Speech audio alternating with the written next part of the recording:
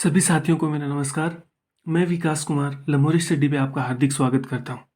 आज का जो अपना विषय है वो है अशोक के स्तंभ लेख। इससे पहले वाले वीडियो में हमने अशोक के लघु शिलालेख और वृत्त शिलालेख के बारे में पढ़ा था। तो स्तंभ लेखों को अशोक के स्तंभ लेखों को दो भागों में बांटा जाता है, एक तो वृत्त स्तंभ लेख और एक लघु स्तंभ लेख। वृत्त स्तंभ लेख की बात करें तो वृत्त स्तंभ लेख में लेखों की संख्या कितनी है? 7 है। और कितने स्थानों से मिले हैं? 6 स्थानों से मिले हैं। और लघु स्तंभ लेख हैं वो 5 स्थानों से मिले हैं। सबसे पहले अपन पढ़ेंगे वृत्त स्तंभ लेख को। तो देखिए, वृत्त स्तंभ लेख को समझें तो इसका तात्पर्य क्या है कि 6 स्थानों से 6 स्तंभ मिले हैं और उनके ऊपर क्या है, 7 राज आज्ञाएं लिखी हुई है। ठीक है, यानी कि 7 लेख उनके ऊपर लिखे हुए हैं। 6 स्थान कौन से हैं उनको अच्छे से याद करेंगे। यहां से जो क्वेश्चन आता है वो आता है, एक तो स्थान पूछेगा कि ये स्तंभ लेख किस स्थान पर स्थापित है, या इसके बारे में कोई जो इंपॉर्टेंट जानकारी है कि जिस लेख के अंदर, जिस स्तंभ लेख के अंदर कोई इंपॉर्टेंट जानकारी है उसके बारे में क्वेश्चन पूछा जाता है। तो पहला जो स्तंभ लेख है वो है दिल्ली मेरठ स्तंभ लेख, जो यूपी के मेरठ से मिला है। सेकंड है दिल्ली टोपरा स्तंभ लेख, जो अंबाला हरियाणा से मिला है। अब देखिए, इससे पहले अपन ने जो ये नाम इससे पहले भी पढ़े अपन ने, वो कहाँ पढ़े थे? जब अपन अशोक के स्थापत्य कला के अंदर अपन स्तंभों के बारे में चर्चा कर रहे थे, वहां पर अपन ने पढ़ा था दिल्ली मेरठ और दिल्ली टोपरा। अब दिल्ली मेरठ, इसका दो नाम क्यों, दिल्ली मेरठ और दिल्ली टोपरा? एक मध्यकाल के अंदर एक शासक हुआ था फिरोज शाह तुगलक। उसने क्या किया, इस मेरठ वाले स्तंभ को और इस टोपरा वाले स्तंभ को, दोनों स्तंभों को वहां से उठाकर कहाँ स्थापित करवा दिया? दिल्ली के अंदर स्थापित करवा दिया। इसलिए इनको क्या कहा जाता है? दिल्ली मेरठ स्तंभ लेख और दिल्ली टोपरा स्तंभ लेख। दिल्ली मेरठ की बात करें तो आपने ये पढ़ा था पहले, स्तंभ जब आपने पढ़े थे स्तंभ स्थापत्य कला में, वहां क्या पढ़ा था कि सबसे पहले जो अभिलेख खोजा गया था वो कौन सा था? दिल्ली मेरठ अभिलेख। और सबसे पहले जो पढ़ा गया था वो कौन सा था? दिल्ली टोपरा। देखिए, पढ़ने वाला हमेशा क्या था? टोपरा था ना। तो सबसे पहले जो पढ़ा गया अभिलेख था वो तो टोपरा का था, और जो सबसे पहले खोजा गया था वो क्या था? दिल्ली मेरठ अभिलेख। अब यहां अपन बात करें स्तंभ लेख की, ठीक है ना। तो तीसरा जो है वो है लोरिया नंदनगढ़ स्तंभ लेख, लोरिया नंदनगढ़ स्तंभ लेख। चौथा लोरिया अरेराज स्तंभ लेख, और पांचवा है लोरिया रामपुरा स्तंभ लेख। ये तीनों की तीनों कहाँ है? चंपारण बिहार में। लोरिया नंदनगढ़ स्तंभ लेख, लोरिया अरेराज स्तंभ लेख, लोरिया रामपुरा स्तंभ लेख, तीनों की तीनों कहाँ पर है? चंपारण बिहार में। ठीक है, तो चंपा जो है वो क्या कर रही है? ठीक है, चंपा का राज है भाई, और चंपा का राज है तो वो क्या कर रही है? राम को लोरी दे रही है। ठीक है, चंपा का राज है तो वो क्या कर रही है? राम को लोरी दे रही है। तो राम का मतलब तो रामपुरवा, ठीक है। और चंपा का राज है, राज का मतलब अरेराज। और लोरिया, ठीक है, किसको दे रही है? नंदलाला को दे रही है। लोरी किसको दे रही है? जो राम का जो दूसरा रूप है ना, नंदलाला, कृष्ण भगवान, ठीक है, नंद। तो उनको क्या कर रही है? लोरी दे रही है। कौन दे रही है? चंपा दे रही है। इससे आपको याद हो जाएगा कि चंपारण बिहार के अंदर 3 स्तंभ लेख हैं, वृत्त स्तंभ लेख हैं, लोरिया नंदनगढ़, लोरिया अरेराज और लोरिया रामपुरवा। और लोरिया नंदनगढ़ की बात करें तो अशोक सप्त स्तंभ लेखों में सबसे सुरक्षित और सुंदर स्तंभ लेख कौन सा है? लोरिया नंदनगढ़। भाई, जो नंदलाला है ना, वो क्या है, जो उनकी माता है उनको वो क्या कहें, बहुत सुंदर लगते हैं। ठीक है, भले ही चाहे है ना काले हो नंदलाला, भगवान कृष्ण जो है वो काले हैं, लेकिन फिर भी वो क्या है, अपनी माता को क्या लगते हैं? वो सबसे सुंदर लगते हैं। ठीक है, और यहाँ से आपको याद हो जाएगा कि जो सबसे सुंदर स्तंभ लेख है वो कौन सा है? लोरिया नंदनगढ़ का है, नंदलाला। ठीक है, लोरिया नंदनगढ़ का जो स्तंभ लेख है वो सबसे सुरक्षित और सुंदर स्तंभ लेख है, और जिसके ऊपर क्या है? औरंगजेब के काल का एक लेख उत्कीर्ण है। यानी लोरिया नंदनगढ़ का जो स्तंभ लेख है उसके ऊपर औरंगजेब के काल का एक लेख उत्कीर्ण है। अब बात करें लोरिया रामपुरवा, तो ये अपने पहले भी पढ़ा, पहले वाले वीडियो के अंदर, कि लोरिया रामपुरवा स्तंभ जो लेख है वहां से कितने स्तंभ मिले हैं? 2 स्तंभ मिले हैं। ठीक है, एक तो स्तंभ है लेख युक्त और एक स्तंभ है लेख विहीन। एक स्तंभ तो है लेख युक्त और एक है लेख विहीन। लेख युक्त जो स्तंभ है वहां पर क्या है? शेर की आकृति है, और जो लेख विहीन है वहां पर क्या है, वृषभ की आकृति है। ये अपन ने पहले पढ़ चुके हैं इसको, ठीक है। लोरिया रामपुरा, रामपुरा से दो स्तंभ मिले हैं, एक पर तो लेख है और एक पर लेख नहीं है। अब जो छठा स्थान आता है और जो छठा स्तंभ लेख आता है वो है प्रयाग, जिसे पहले कौशाम्बी का स्तंभ लेख भी कहा जाता था और वर्तमान में इसे इलाहाबाद स्तंभ लेख भी कहा जाता है। अब ये जो प्रयाग जो स्तंभ लेख है, इसके ऊपर सबसे ज्यादा क्वेश्चन पूछे गए एग्जाम्स के अंदर। तो देखिए, इसके जो प्रयाग स्तंभ लेख है, जिसे कौशाम्बी या इलाहाबाद का स्तंभ लेख भी कहा जाता है, ये पहले कहाँ पर था, कौशाम्बी यूपी के अंदर स्थित था। सम्राट अकबर ने क्या कर दिया, इसको वहां से हटाकर कहाँ स्थानांतरित कर दिया, इलाहाबाद के अंदर स्थानांतरित कर दिया, ठीक है। और इसी प्रयाग स्तंभ लेख के ऊपर दो अन्य राजाओं की प्रशस्ति या लेख भी उत्कीर्ण है, जिसमें से पहला नाम आता है समुद्रगुप्त की प्रयाग प्रशस्ति और दूसरा आता है जहांगीर का लेख, ठीक है। और रोमिला थापर ने क्या कहा है, जो प्रयाग जो स्तंभ लेख है इसको क्या कहा है, ऐतिहासिक पुनरंकन कहा है। किसने, किसे ऐतिहासिक पुनरंकन कहा है, तो रोमिला थापर ने प्रयाग स्तंभ लेख को ऐतिहासिक पुनरंकन कहा है। अब देखिए, क्वेश्चन किसी भी टाइप का बन सकता है। ऐसे कैसे क्वेश्चन बनेगा कि निम्नलिखित में से किस शासक का लेख प्रयाग स्तंभ लेख पर उत्कीर्ण नहीं है। ऑप्शन होंगे आपके पास अशोक, समुद्रगुप्त, जहांगीर और अकबर। तो आपका आंसर होगा अकबर, क्योंकि अकबर का लेख वहां पर उत्कीर्ण नहीं है। केवल और केवल 3 शासकों के लेख उत्कीर्ण है, जिनके नाम है अशोक, समुद्रगुप्त और जहांगीर, ठीक है। और रोमिला थापर क्या कहती है, ऐतिहासिक पुनरांकन की संज्ञा दी है। अब देखिए, ये जो 6 स्थानों से 7 व्रत स्तंभ लेख मिले हैं, इनके ऊपर जो 7 बातें लिखी गई हैं, ठीक है, जिन 7 बातों का उल्लेख किया गया है, वे कौन सी हैं, यहां से क्वेश्चन पूछा जाता है। तो पहली जो राज आ गई थी, यानी कि जो प्रथम स्तंभ लेख है, उसके अंदर क्या कहा गया है, क्या लिखा गया था। अशोक ने ना अपने महामात्रों को आदेश दिया था प्रथम स्तंभ लेख के अंदर कि वे क्या करें, धर्म के अनुसार ही लोगों का पोषण करें, यानी कि धर्मानुशासन की बात बताई गई है प्रथम स्तंभ लेख के अंदर, व्रत स्तंभ लेख के अंदर।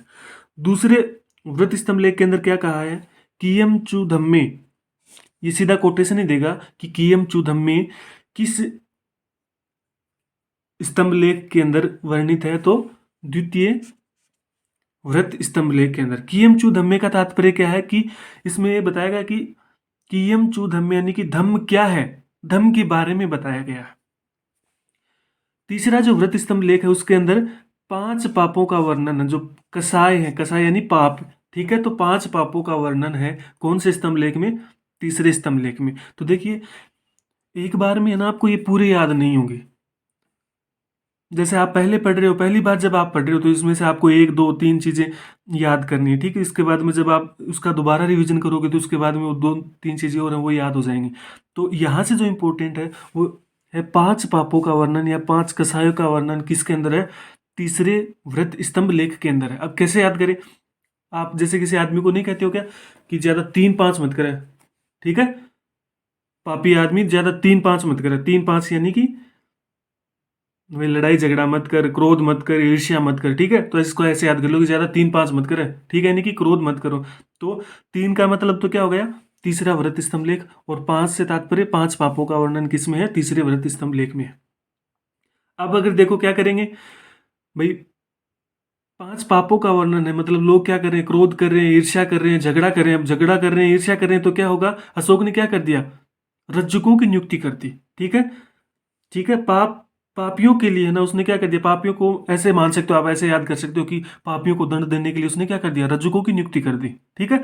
तो चौथे व्रत स्तंभ लेख के अंदर रज्जुकों की नियुक्ति के बारे में बताया गया। अशोक ने क्या कहा है कि मैंने क्या कर रखा है, अपने संपूर्ण जो शासनकाल है और जो राज्य है उसके अंदर रज्जुकों को नियुक्त कर रखा, ताकि वे क्या कर सकें, लोगों को न्याय प्रदान कर सके, लोगों को न्याय प्रदान कर सके। यानी कि रज्जुकों को उसने क्या बताया था, न्यायिक अधिकार दिए थे। रज्जुकों को क्या, कौन से अधिकार दिए थे, न्यायिक अधिकार दिए थे और जिसका वर्णन किसके अंदर है?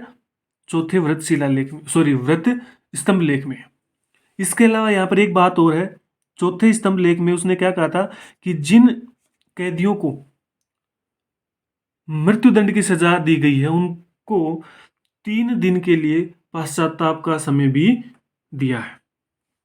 पांचवें व्रत शिलालेख में, सॉरी शिलालेख बार बार नाम आ रहा है, पांचवें व्रत स्तंभ लेख में क्या कहा गया है? पशु बलि का निषेध, यानी कि इस पांचवें स्तंभ लेख के अंदर उन्होंने ये बताया है कि राज्य के अंदर पशु बलि को बंद कर दिया है और जीवों के संरक्षण की बात भी इसी के अंदर कही गई है। इसके अलावा उसने ये बात भी कही है, यहाँ से क्वेश्चन पूछा गया था एग्जाम के अंदर कि किस स्तंभ लेख के अंदर अशोक ने यह बताया है कि वह अपने शासनकाल के दौरान कैदियों को रिहा किया करता था। ठीक है, तो पांचवें व्रत स्तंभ लेख में कैदियों की रिहाई की बात बताई गई है। छठा जो स्तंभ लेख है उसके अंदर सर्वधर्म संभाव के बारे में बताया गया है कि उसने क्या कहा कि मेरे शासनकाल के अंदर किसी एक विशिष्ट धर्म को मान्यता नहीं है, सभी धर्म के लोगों को मान्यता है, वे अपने अपने धर्मों को मान सकते हैं, उनका पालन कर सकते हैं। और सातवें के अंदर क्या है? धम्म की व्याख्या। आगे देखिए, व्रत स्तंभ लेख के बाद में आता है लघु स्तंभ लेख। लघु स्तंभ लेख में बात करें कितने स्थानों से मिले हैं? 5 स्थानों से मिले। पांचों के पांचों के आपको नाम याद होने चाहिए कि कौन सा स्तंभ लेख कहाँ से मिला है। तो पहला स्तंभ लेख है सांची, ठीक है, रायसेन मध्य प्रदेश से। दूसरा लघु स्तंभ लेख है सारनाथ का लघु स्तंभ लेख जो वाराणसी यूपी से मिला है। तीसरा जो है वो कौशाम्बी इलाहाबाद यूपी से मिला है। अब इन तीनों लघु स्तंभ लेखों से जो सबसे ज्यादा बार पूछे जाने वाला क्वेश्चन है वो है ये कि संघ भेद रोकने संबंधी धर्मोपदेश दिए गए हैं। क्वेश्चन आएगा कि निम्नलिखित में से किस लघु स्तंभ लेख में संघ भेद रोकने संबंधी धर्मोपदेश नहीं दिए? तो तीनों नाम आपको याद रखने की, सांची, सारनाथ, कौशाम्बी, और चौथा ऑप्शन वो दे देगा निगलीवा सागर लघु स्तंभ लेख। तो आपके आंसर क्या आ जाएंगे? सांची का लघु स्तंभ लेख, सारनाथ लघु स्तंभ लेख और कौशाम्बी लघु स्तंभ लेख में संघ भेद रोकने संबंधी धर्मोपदेश दिए। यानी कि अशोक ने क्या किया कि ये देखा कि जैसे जैसे बौद्ध धर्म का प्रचार हो रहा है तो जो बौद्ध धर्म के जो भिक्षु हैं, भिक्षुणी है, वो क्या कर रहे हैं? बौद्ध धर्म को, या जो बौद्ध धर्म जो संघ है उसको क्या कर रहे हैं? तोड़ने का कार्य कर रहे हैं। ठीक है, गलत बातें फैला रहे हैं, उसको तोड़ने का कार्य कर रहे हैं। तो उसने क्या किया, अपने जो महामात्र थे, ठीक है, कौशाम्बी तथा पाटलिपुत्र के, कौशाम्बी तथा जो पाटलिपुत्र के महामात्र थे, उनको ये आदेश दिया कि कोई भी भिक्षु या भिक्षुणी अगर बौद्ध संघ में भेद डालने का, यानी कि फूट डालने का कार्य कर रहा है, तो उसको क्या कर दो, वो जो उसने जो वस्त्र पहन रखे हैं वो उसके उतरवाकर उसको सफेद वस्त्र पहनाकर दूसरी जगह भेज दिया जाए उनको। ठीक है, यानी कि उसको संघ से क्या कर दिया जाए? निष्कासित कर दिया जाए। तो ऐसा आदेश किस स्तंभ लेख में है? तो सांची का लघु स्तंभ लेख, सारनाथ का लघु स्तंभ लेख और कौशाम्बी का लघु स्तंभ लेख। अब याद कैसे करें इसको कि सांची बात को सार यो है। ठीक है, कैसे याद करो? सांची, तो सांची रायसेन मध्य प्रदेश में। ठीक है, तो इसको ऐसे याद कर लो कि सांची, सांची बात, बात यहाँ पर साइलेंट याद कर लेना। ठीक है, को का मतलब कौशाम्बी, सांची बात को सार यानी सारनाथ। तो सांची बात को सार यो है कि अगर कोई संघ में भेद डाल लगो तो बहन के करियो जागो, संघू निष्कासित कर दियो जागो। ठीक है, तो सांची बात को सार यो है कि अगर कोई संघ भेद का कार्य करेगा तो उसको क्या कर दिया जाएगा? संघ से निष्कासित कर दिया जाएगा। और ये आदेश कौशाम्बी तथा पाटलिपुत्र के महामात्रों को दिया। ठीक है, ये तीनों याद हो गए। अब देखिए कौशाम्बी के बारे में इंपॉर्टेंट बातें अपने को जाननी है। कौशाम्बी इलाहाबाद यूपी के अंदर है। अब देखिए अपने पीछे भी एक पढ़ा था जो प्रयाग स्तंभ लेख था, व्रत स्तंभ लेख था। उस प्रयाग स्तंभ लेख को तो क्या किया था कि जो अकबर था उसने प्रयाग से कहाँ ला दिया था? इलाहाबाद के अंदर ला दिया था। ठीक है, लेकिन ये कौशाम्बी के अंदर ही स्थापित है। जो कौशाम्बी का जो लघु स्तंभ लेख है ये कौशाम्बी के अंदर ही स्थापित है। इसे क्या कहा जाता है? रानी का अभिलेख कहा जाता है। बहुत बार ये क्वेश्चन पूछा जा चुका है कि रानी का अभिलेख किसे कहा जाता है? कौशाम्बी को, या कौशाम्बी के लघु स्तंभ लेख को कहा जाता है। क्यों कहा जाता है? क्योंकि इस अभिलेख में कौशाम्बी के जो लघु स्तंभ लेख है इसके अंदर क्या है कि जो अशोक की रानी थी कारुवाकी, उसके द्वारा दिए गए दान पुण्य का उल्लेख है। रानी कारुकी के द्वारा दिए गए दान पुण्य का उल्लेख कौशाम्बी के लघु स्तंभ लेख में है, इसलिए इसे क्या कहा जाता है? रानी का अभिलेख या सम्राज्ञी अभिलेख भी कहा जाता है। ठीक है, और ये कौन सा अभिलेख हो गया? दानात्मक अभिलेख है। यानी कि जो कौशाम्बी का जो लघु स्तंभ लेख है वो एक प्रकार से क्या है? दानात्मक अभिलेख है। आगे बात करें इसकी, तो कौशाम्बी का जो ये लघु स्तंभ लेख है इसके अंदर क्या है? अशोक के पुत्र तीवर का उल्लेख है। अशोक के पुत्र तीवर का उल्लेख है, और इसी कौशाम्बी लघु स्तंभ लेख में उपासकों को उपोषित का पालन करना चाहिए, इस बात का भी उल्लेख किया गया है।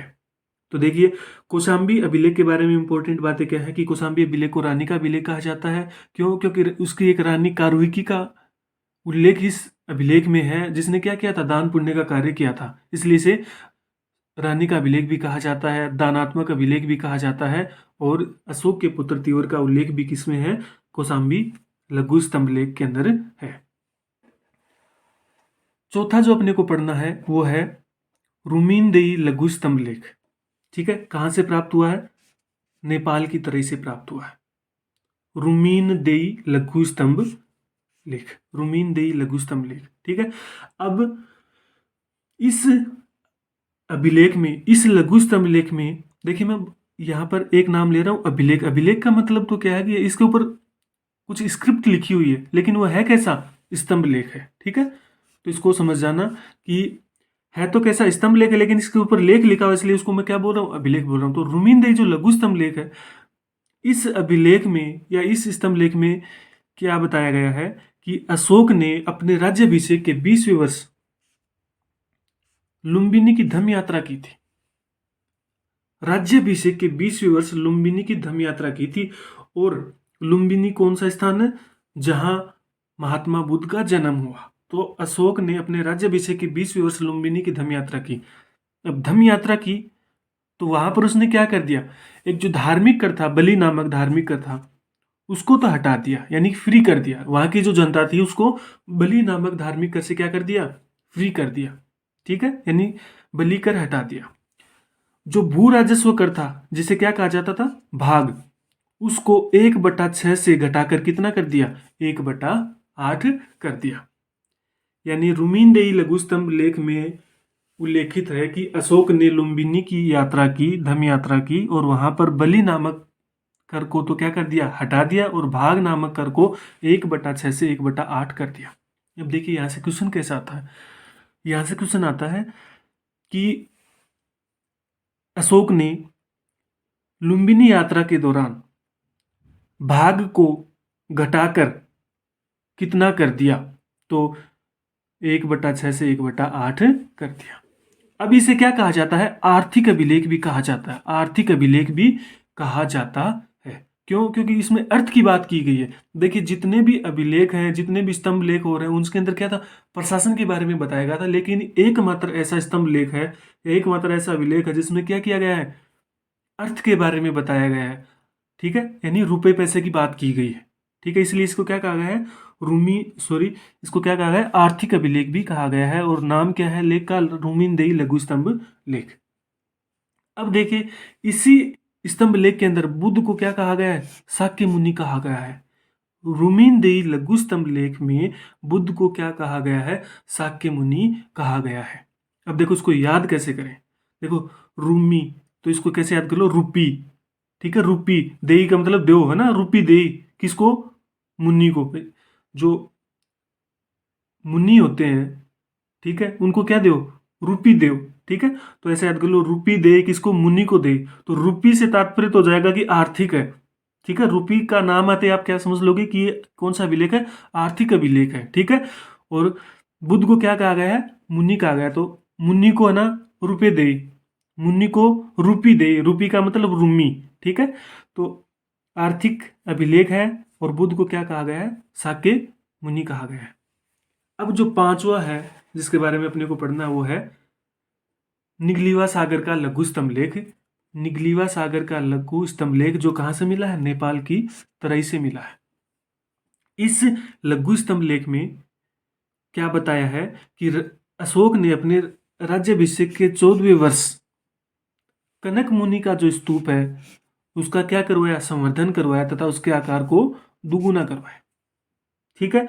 और दूसरी बात का उल्लेख है कि अशोक ने अपने राज्याभिषेक के 20वें वर्ष, ठीक है, यहाँ की यात्रा की, और यात्रा के दौरान उसने क्या किया, यहाँ पर लघु स्तंभ स्थापित करवाया। यानी जिस स्तंभ की अपन बात कर रहे हैं, निगलीवा सागर लघु स्तंभ लेख, ये जो लघु स्तंभ लेख है इसने अपने राज्याभिषेक के 20वें वर्ष स्थापित करवाया था, ठीक है। और 14वें वर्ष वो क्या कर रहा है, कनक मुनि स्तूप का वो संवर्धन कर रहा है, ठीक है, उसका जीर्णोद्धार कर रहा है और उसके आकार को दुगुना कर रहा है।